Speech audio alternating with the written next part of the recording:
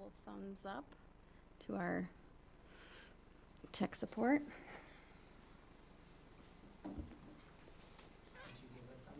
I did.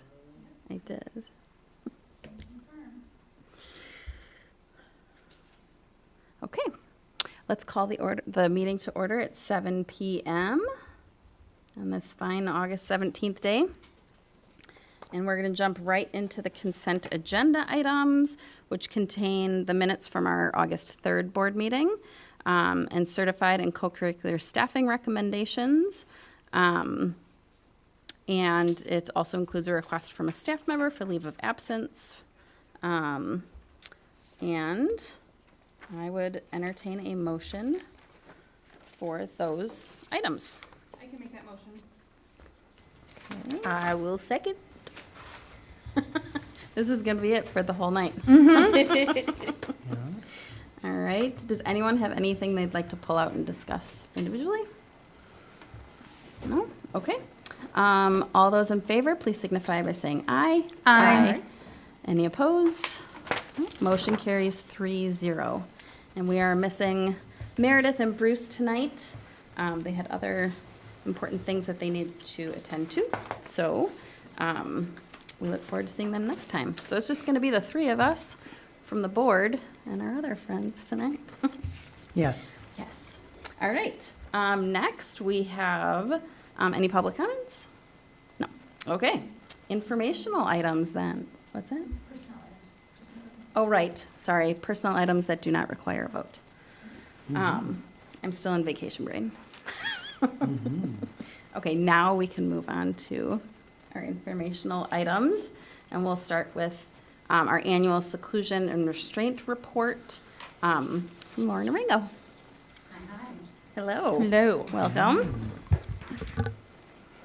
I'd like you to know this is year 10 of me giving this report. Wow. So just, We should have had cake. we should have had and- cake. or at least as I confetti? realized it's year 10. So That's a big deal. yes. So this is your annual seclusion restraint report, which will go over how many incidences of seclusion or restraint that were used in the previous school year. So in front of you, there should be a 7-page document, and that is the one I'm going to start with. And so just for purposes for this report, physical restraint is any time staff members are restricting or reducing a student's ability to move any part of their body. And that it could include a police officer or our SRO or any of our staff members. And seclusion for this is defined as confining a student away from other students in a room or area where they are prevented from leaving. And a note about seclusion is there are very specific criteria for a room for us to even be able to use it for seclusion. So there can't be anything in the room and the door cannot lock. So we have seclusion rooms in every building except for the high school. So typically you will see in all of our reports since Act 118 went into play that we don't use seclusion at the high school because we don't have a legal space to use it. I won't read the entire report to you, but just I think some important notes is that there are some very specific reporting with the act, and specifically around if we use seclusion or restraint or both at school, we let the parents know within 24 hours, and I would say in this district, we let them know that day. If something has happened, and oftentimes they know even while it's still happening. Like that is a communication because we know it's such a significant, it can be very significant for the student, and we let the parents know right away. They also receive a report within 72 hours, and that is a written report that describes everything that led up to the incident and then everything after during that cool down period. So they get a copy of that report that is emailed to them, and I would say it's typically 3 days would be long for us to get them that report, but it has happened. And then the other criteria is notifying the board once a year how many incidents took place. The only staff really that are allowed to use seclusion and restraint are staff that have been trained, and in this district, we use NVCI. And so we have typically all of our administrative team trained, and the majority of our special education staff, including our special ed assistants. And our student services staff. There are a handful of times we will have general education staff trained, but the likelihood of them using it is very slim, so we want to make sure that the people who actually use the techniques are knowledgeable and can kind of have them at the ready so that no one gets hurt. All right. Before I get into our actual numbers, are there any questions about that part? All right, perfect. So for those of you who were here last year, I changed the reporting a little bit so that you would have it all between two tables. So the first table that has pink at the top is looking at our seclusion data. And then kind of how we have to report it to the Department of Public Instruction. So it goes in order of all of our buildings. 4K is one site, and then it goes into our buildings. And then you'll see we have the Richardson School and Common Threads, and those are two alternative schools within the Madison area that we send students to, which is why they're listed on our report. If either of the schools use seclusion or restraint, they let us know, and that is counted in this report because they are still our students attending an alternative school. And then you will also see the WEVA schools also listed. WEVA, for the sake of this, did not have any incidences of seclusion and restraint, so I will not go through those for seclusion and restraint, but they did not have any. Also, none of our 4K sites had any, so it has been primarily our 4 buildings here. So for seclusion, you will see that McFarland Primary School had 2 incidences of seclusion this year, and there were two different students that they were for. One of those students had an IEP, and at one point, law enforcement was called for one of those incidences, and then the total number of students involved with law enforcement was 1 for that. So I would say very low numbers. Overall, this report, you will see compared to yours, we have very low numbers. At Wabisa, there were 7 incidences of seclusion, 3 total students involved over the years, and 3 had IEPs. 1 the police were involved with, and one of them was 1 student, and one of the students is in special ed or has an IEP. Then for Indian Mountain Middle School, there was 1 incident of seclusion, 1 student with an IEP, and then none where law enforcement was involved. And then, like I said earlier, the high school did not have any instances of seclusion this year. All right, any questions about that part? Great. All right, so the next page with the blue, this is physical restraint. So at our primary school, there was 4 incidences of physical restraint, 3 students. 1 student had an IEP. There was 1 incident where law enforcement was involved, and then that was 1 student where law enforcement was involved. And then at Wabisa, there were 7 incidences of physical restraint involving 3 students. All 3 students have a disability. 3 times law enforcement was involved around 2 different students, and 2 of those students had IEPs. At the middle school, there was 1 physical restraint, 1 student, 1 student with an IEP, and 1 where law enforcement was involved. And I will save the rest because it's pretty self-explanatory with that one.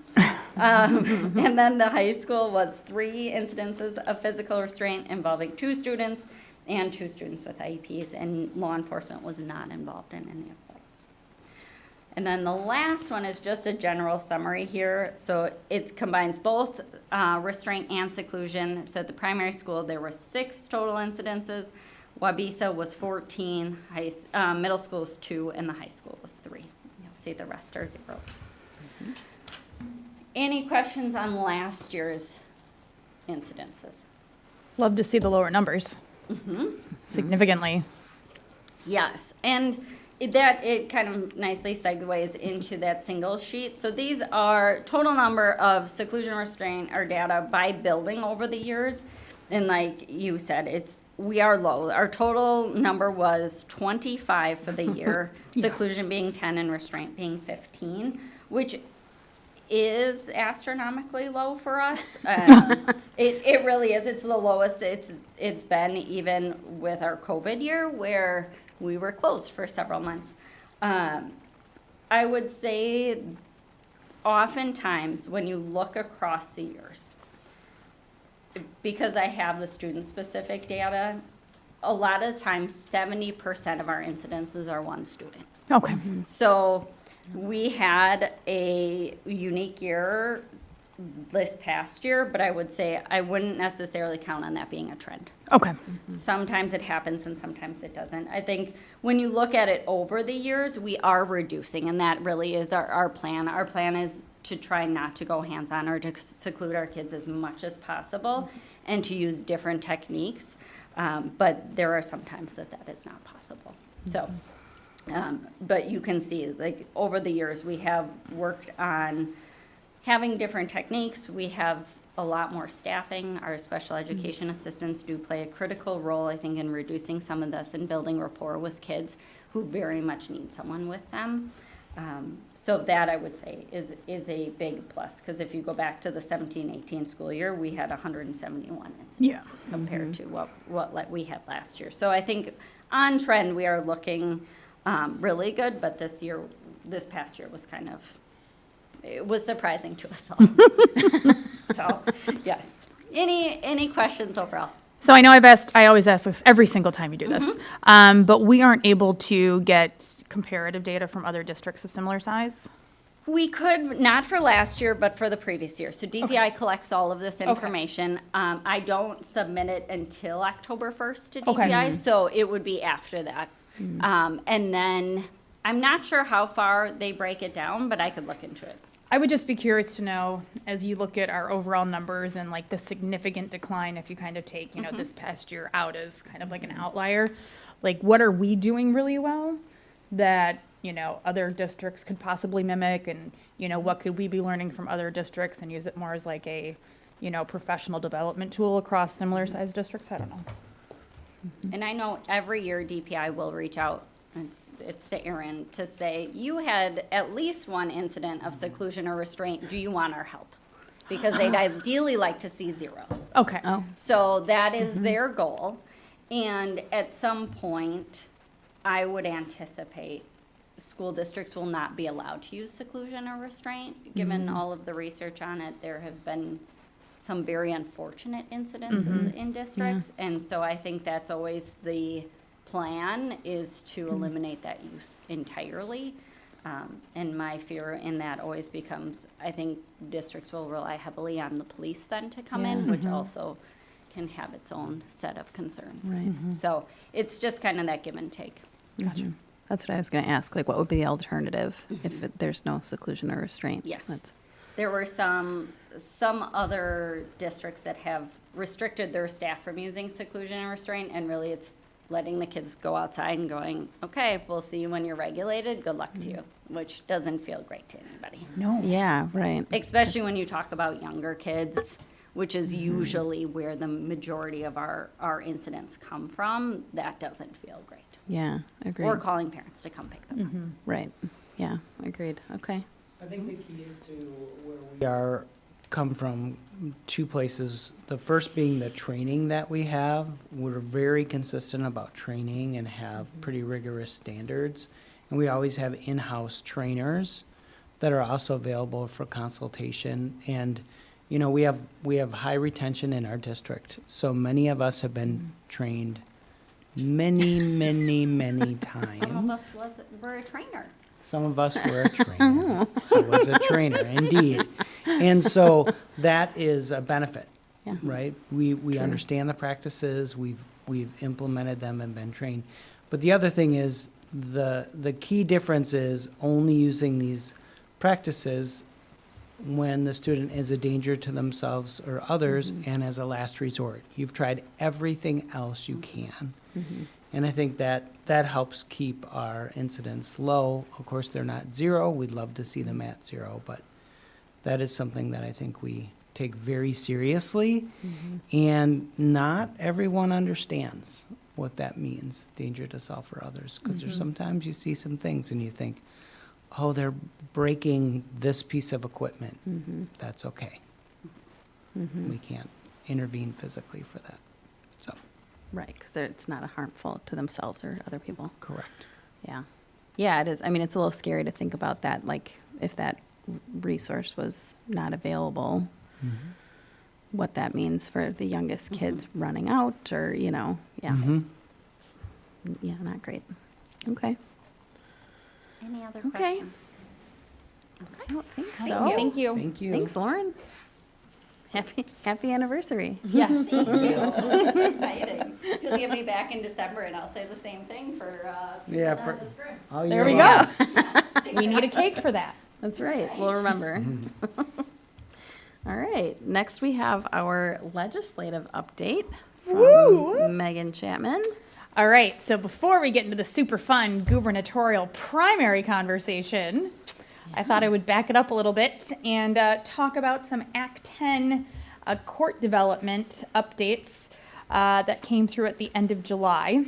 So currently, right now, we have a lawsuit with the Dane County Court of Appeals challenging the distinction that Act 10 makes between public safety employees who ultimately retained broader collective bargaining rights and, people that really affect us, which are teachers and most other public employees whose bargaining rights were significantly restricted.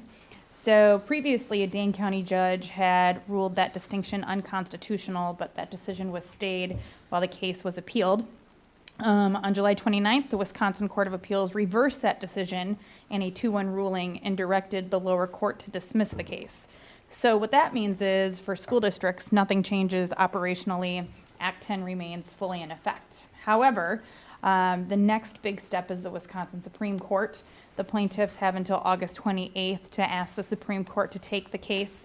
And then if the Supreme Court does, we could ultimately get a more definitive ruling on Act 10 potentially sometime next year.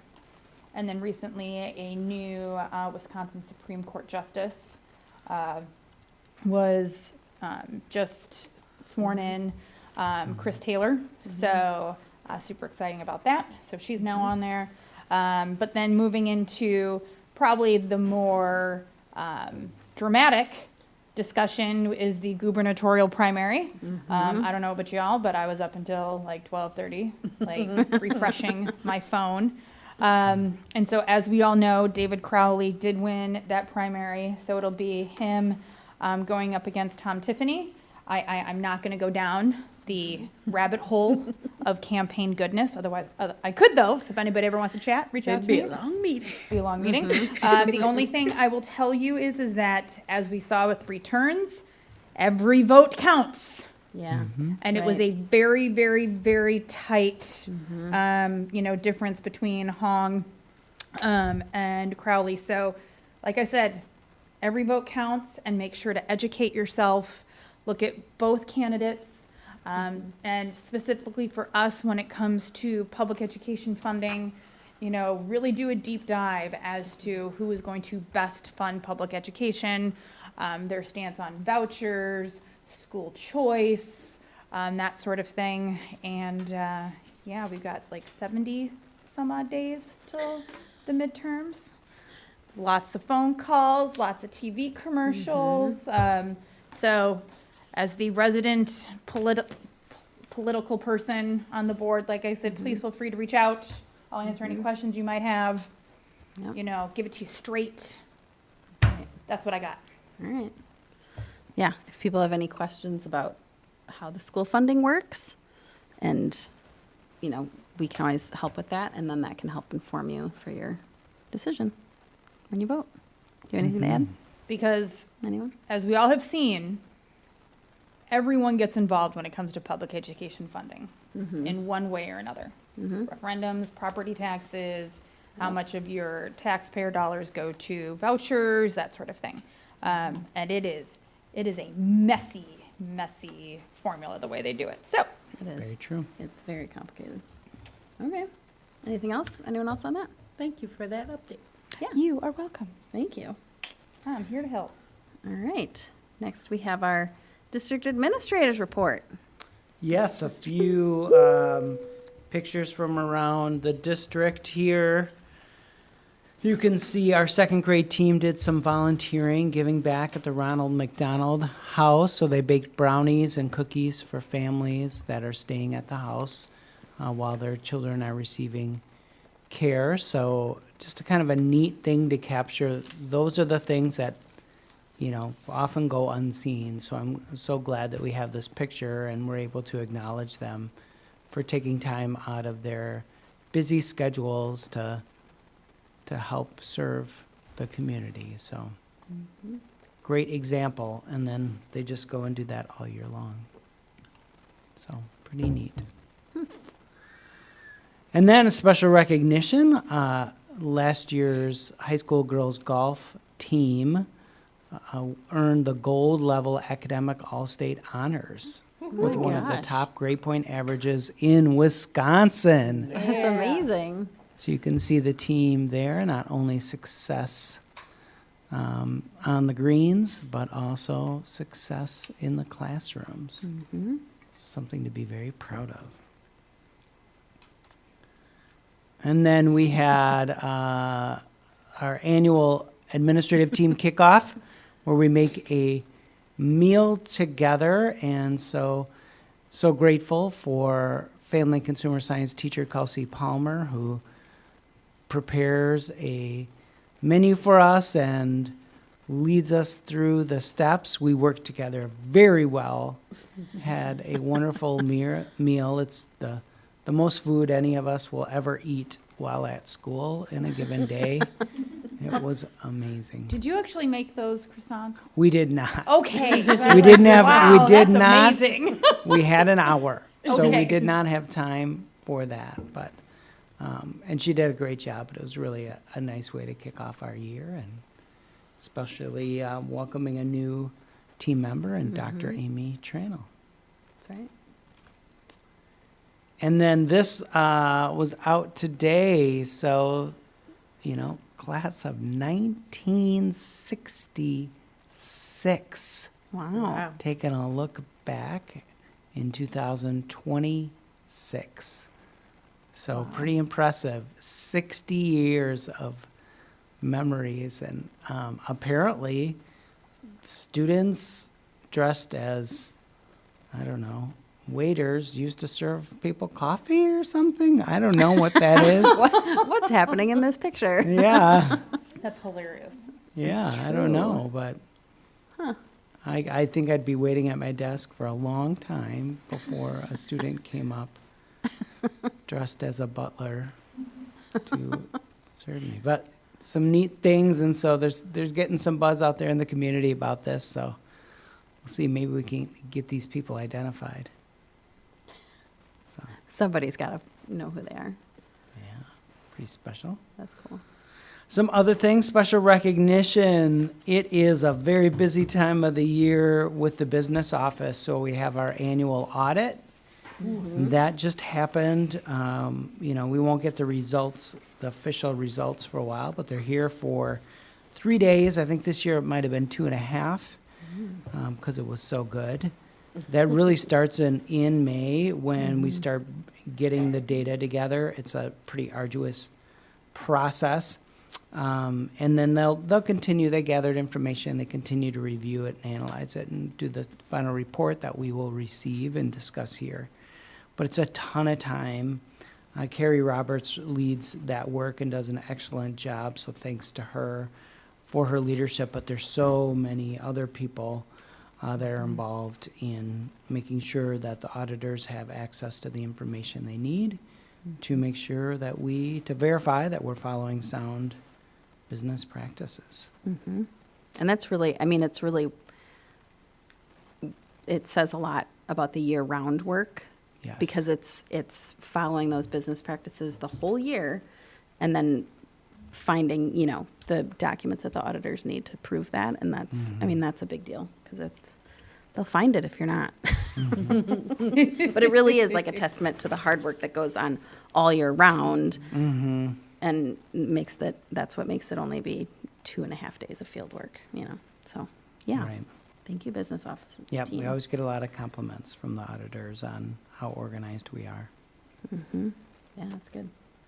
We had a wonderful last week, was a sort of a kickoff to the school year in the sense of the school improvement teams come together, our building leadership teams all come together, and we have a day of just planning for the year. So it's really powerful. We start with a brief introduction from the district about some overview of our initiatives and areas of focus for the year, and then the teams dive in.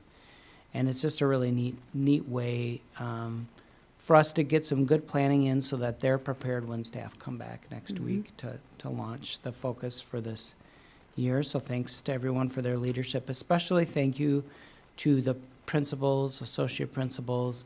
They plan that time for their building leadership teams, and you're taking the best and the brightest of your staff, the true leaders, and you got to be on your game. They take that very seriously. So thanks to that. We also had last week the annual Nelson's Open House with the ice cream social. So several of us were able to go there and scoop ice cream. It was really fun, a fun day with our colleagues from Monona Grove, and just really impressed with how the Nelson's bus service welcomes families and makes it a fun event. You can drive a bus. You can have ice cream. There's some like maze thing that people were doing. So it's just kind of fun. A fun way to get some questions answered, but also to kind of have a nice first introduction for some of our bus riders. So And are we Nice. still using the Stop Finder Yep, app for still all using that Stop Finder. relevant information as we look to the first days of school? yes, Good please reminder. check Stop Finder. If you have any questions or concerns, always call Nelson's. I think it's 205-9040, I think. That's impressive. Yeah, that's from my associate principal and principal days. Nice. Oh, that's funny. So that's been great. This time of year, we always have some last minute hires we've had people who accepted positions and then, had to change their mind. We've had people, new students move into the district that require additional support, so we've had to hire some people. So there's always some last minute shuffling that goes on. So special thanks to the principals and Lauren as Director of Student Services for those last minute hiring decisions. We have our new teacher orientation on Thursday, so trying to get as many of these in and before that happens. Fall sports are underway, several of which started today, including boys volleyball for the first time ever. Launched here, but you have soccer and cross country and golf and tennis and football, swimming. So It's a lot. fall sports are loaded with right. activities. And then wanted to recognize and thank our Lions Club, their leadership with the Stuff the Bus supply drive. I haven't heard about the final numbers, but they have been doing that this month and always have a great deal of supplies to donate for our students. So Yay. very kind and thoughtful. An interesting update. Last year was our first year of having a youth apprentice focused on education. We've had teaching assistants before, but this is an actual paid position for a student. And so we had one last year, and this year we have two. So we've Yay. expanded the Saw program that. using some available funds that through the incentive grants through the youth apprentice program. So very excited for that and to be able to provide that to our students and staff. So That's super cool. fingers crossed that we have future teachers That's right. amongst those two humans. Coming up, I mentioned the new staff orientation, and then everybody comes back on Monday. That's the staff welcome back and the PAC at 10 o'clock, and And then you have district photo days, you have the welcome back nights. This year, both third grade and sixth grade have a separate night compared to the remaining grades. So they're on the 26th, and on the 27th is the remaining grades. The 26th is also Women's Equality Day, an important day to recognize and empower women. And then we get into September. Not coincidentally, September is attendance awareness. So, reminder of the importance of being at school. It's also Suicide Prevention Month. Our first day with our kindergarten through 6th and 9th through 12 students will be on September 1st. Our 7th and 8th graders in 4K then start on the 2nd. So that provides a full day for our 6th graders to get acclimated to the middle school. We, board, have a retreat or a work session on the 1st. Then there's no school for Labor Day, and the week of the 7th is National Payroll Week, also a great time to recognize Payroll Week as our teachers are well underway. The first day of early childhood is the 8th. September 11th is, of course, 9/11 Remembrance Day. And September 15th through October 15th is National Hispanic Heritage Month. And then we are back here on September 14th for a board meeting. So those are my updates. What else what do you guys have? Any recognitions, anything to share? I'd like to thank you all for the opportunity to represent the board at the Village's community listening session. That was a good opportunity just to hear some feedback from community members. And I just want you guys to keep in mind something that a community member shared with that group. The sentiment was, what is our community known for? And that really stuck with me. I think that's something that as we look to plan for the year ahead, we can just keep in mind, what is our district known for? Good one. That's all for me. Yeah. Well, that was one of the things I was going to bring up too, is just a gratitude for village leadership, Matt Schenke and his team, and President Stephanie Brassington. And I wasn't able to be there. Thank you for kind of representing. I think it was important to have one of our team members there. But it was really, really thoughtfully done and a really important conversation. And I think it also really highlighted some of the partnership about safety education between the village and the district in ways that weren't really obvious. And there's new things that we're doing too.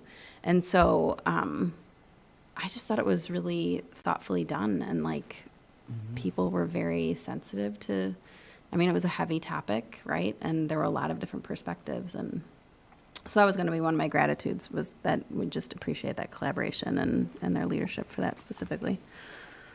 And yeah, it's a good reminder too that just as you may be out there in the public right now watching this board meeting that's recorded, the Village, McFarland Cable Channel, and go to the Village website as well, you can get access to all the recordings from all of their meetings. And so that's what I was able to do, and that's what you were able to do, is to watch that community listening session from the comforts of home, because I wasn't available that evening.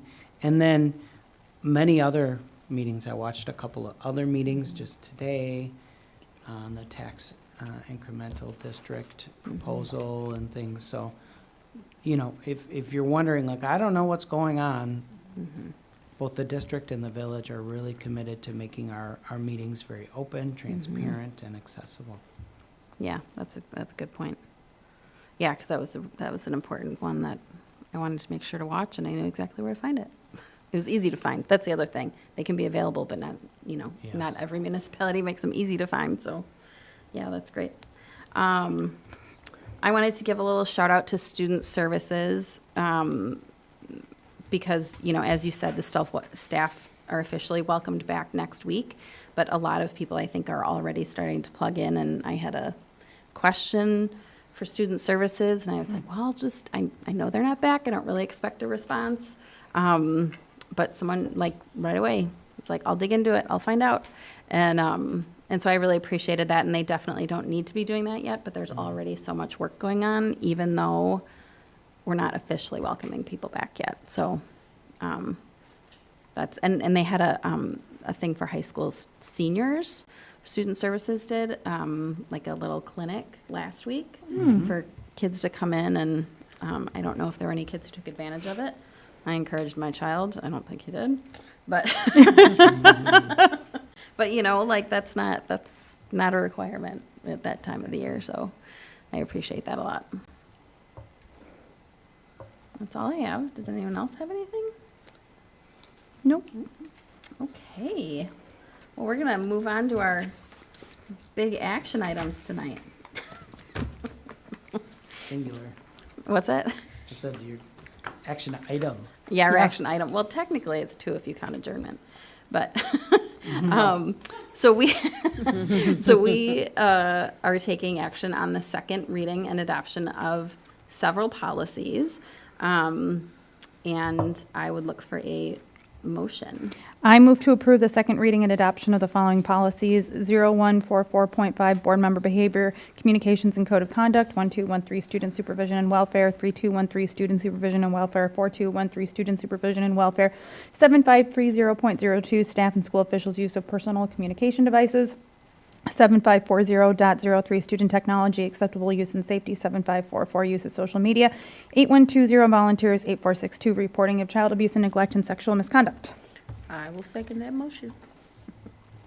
All right.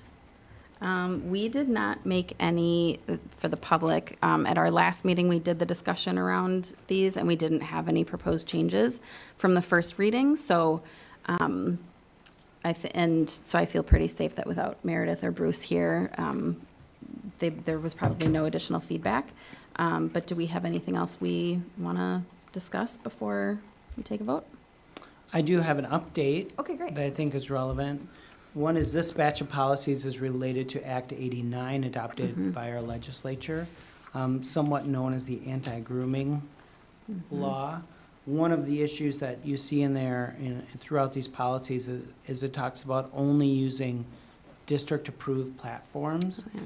And during the course of the school year, we will be transitioning to a new platform for our district, but one that's used throughout the United States and definitely locally, which is called Parent Square. So that will provide a really easy-to-use tool for staff while also providing families the option to decide how they want to receive communications, whether it's a text or an email or both, or through the app. So we're excited about that, but we decided making that decision this summer and throwing that at our staff at day one would Beginning of not school. lead to a successful implementation. Mhm. So our tentative launch date is November 1st. Okay. Yeah, that's good. I think that makes it easier to comply with these, and I think it probably helps staff feel safer that their communications are complying with law and with our policies. So, yeah, it sounds great. And that's the feedback that we saw in the family surveys, really, about communication. Like people, it's such a personal thing, so it's great that they get to decide how they receive it. I will be interested to see how the sports athletics go through some of these changes. Yeah, so we'll continue using Sports U for now and see where that goes. So first implementation will be for education purposes and clubs, and then we'll look towards the future for Sports U. Okay. One of the things is the learning curve is a little different for coaches that are not staff members than it is for others. What we anticipate that will happen Okay. is that because most of our coaches are staff members during the day, that they will start to say, I don't want to use Sports U and U and this and Parent Square can we just use the one system? Mm-hmm. So I think it'll Sure. start to do that, and then I sense. anticipate that will probably be more like a next school year thing. Gotcha. Okay. But they Makes are sense. required to use Sports Sports U. U, yeah. So, Okay. and that was Mhm. new last year. Yep. Okay. Okay. Any other updates, comments? Okay. Alrighty, then, all those in favor, please signify by saying aye. Aye. Any opposed? Hearing none, motion carries 3-0. And I I, move to be dismissed. And I will second. all right. Any discussion? All those in favor, please signify by saying aye. Aye. That's a Any record. opposed? Motion carries 3-0. We are adjourned at 7:40 PM. That's a record. Wowza, look at us go. I put down new Thanks, record. everyone. It's like other school districts. I mean, it's great.